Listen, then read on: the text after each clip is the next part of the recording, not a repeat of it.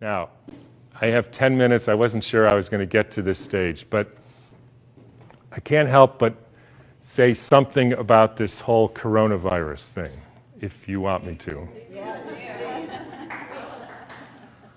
So,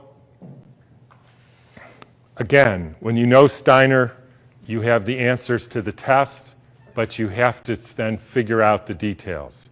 In 1918, after the biggest pandemic, the Spanish flu pandemic of 1918, Steiner was asked, what was this all about? And he said, well, viruses are simply excretions of a toxic cell. Viruses are pieces of DNA or RNA with a few other proteins. They bud out from the cell. They happen when the cell is poisoned. They are not the cause of anything. And the first way I would encourage you to think about this is if you are a famous dolphin doctor, right? And you have been studying dolphins in the Arctic Circle for hundreds of years, or at least a long time, and the dolphins were fine. And then they call you up, Fred, all the dolphins, or a lot of the dolphins, are dying in the Arctic Circle. Can you come and investigate? Right? And you have one question to ask. So, show of hands. How many of you would say, I want to investigate a dolphin to see the genetic makeup of that dolphin? Nobody, because that's stupid. How many of you would say, I want to see if this dolphin and that dolphin has a virus because it might be contagious and that's why all these dolphins are getting sick? That fellow. How many of you would say, excuse my French here, somebody put some shit in the water here? Like Exxon Valdez? Anybody? Everybody. Because that's what happened. And the cells get poisoned. They try to purify themselves by excreting debris, which we call viruses. If you go to the current theory of viruses called exosomes, and the latest head of the NIH giving a talk on the complexity of viruses, you will see this is perfectly in line with the current thinking on what a virus really is. I had a dramatic example of this when I was growing up. Right outside our house, there was a wetlands, and they're full of frogs, and the frogs kept me up at night, so I taped the windows, and they were, in the spring, they made a big racket. And then over time, the frogs were all gone. How many thinks the frogs had a genetic disease? How many thinks the frogs had a virus? How many think somebody put DDT into the water? That's what happened. Diseases are poisoning. It's one of the reasons why vaccines, so let me skip that for a minute. So what happened in 1918? There was a huge, in every pandemic in the last 150 years, there was a quantum leap in the electrification of the Earth. In 1918, late fall of 1917, there was the introduction of radio waves around the world. Whenever you expose any biological system to a new electromagnetic field, you poison it, you kill some, and the rest go into a kind of suspended animation so that, interestingly, they live a little bit longer and sicker. And then starts in World War II with the next pandemic with the introduction of radar equipment all over the Earth, blanketing the entire Earth in radar fields. First time humans have ever been exposed to that. In 1968, there was the Hong Kong flu, and it was the first time the Earth has a protective layer in the Van Allen belt, which essentially integrates the cosmic fields from the sun and the Earth, from the moon and Jupiter, etc., integrates that and essentially distributes that to the living beings of the Earth. And we put satellites emitting radioactive frequencies in the Van Allen belt. Within 6 months, we had a new viral pandemic. Why viral? Because the people are poisoned, they excrete toxins, they look like viruses, People think it's a flu epidemic. In the 1918 epidemic, the Boston Health Department decided to investigate the contagiousness of this.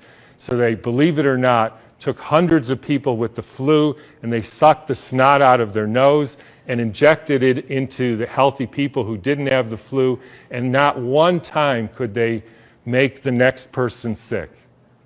They did this over and over again, and they were not able to demonstrate contagion. They even did it with horses who apparently got the Spanish flu, and they put bags over their head, and the horses sneezed in the bag, and they put the bag over the next horse, and not one horse got sick.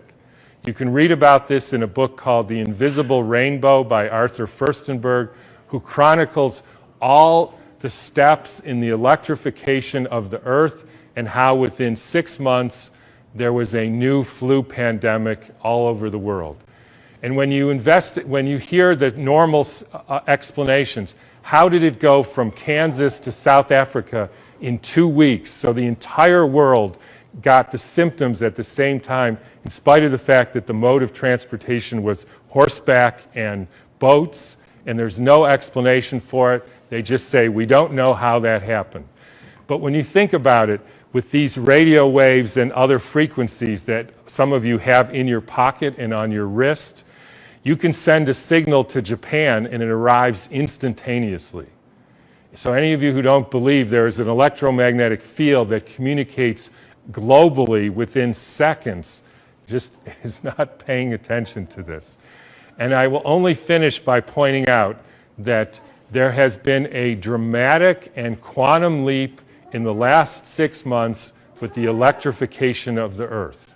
And I'm sure a lot of you know what that is. It's called 5G, where they now have 20,000 radiation emitting satellites, just like the radiation emitting thing in your pocket and on your wrist and that you use all the time.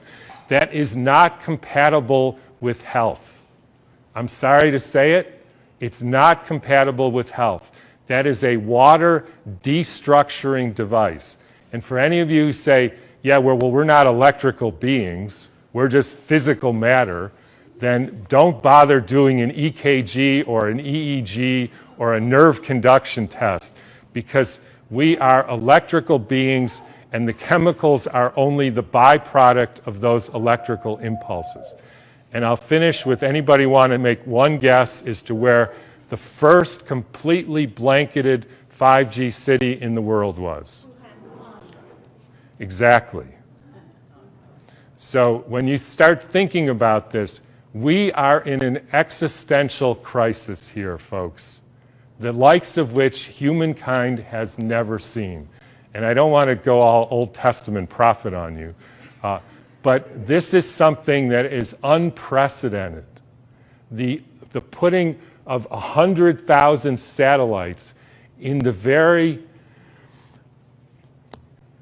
blanket of the earth. And by the way, as I was going to say earlier, this actually has something to do with the vaccine question, and this got brought home to me because about a year ago or so, I had a patient who came in who was totally fine, a surfer and all, and then he works as an electrician putting in Wi-Fi systems for very wealthy people.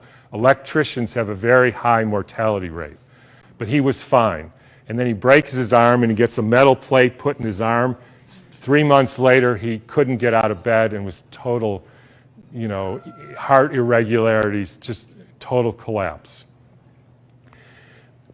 The susceptibility has to do with how much metal you have in your body, as well as the quality of the water in your cells. So if you start injecting aluminum in people, they become receptors for absorbing increased electromagnetic fields, and that is a perfect storm for the kind of deterioration of the species, which is what we're now experiencing. And I'm just going to finish with one more thing, which I like too, is a quote from Rudolf Steiner. And by the way, this was around 1917, so there was a different time.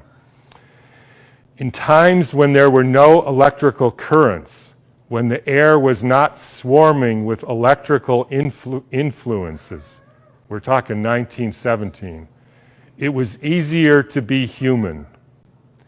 For this reason, in order to be human at all today, it is necessary to expend much stronger spiritual capacities than was necessary a century ago.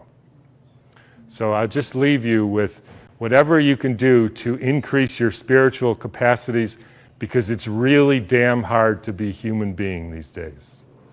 So thanks for listening.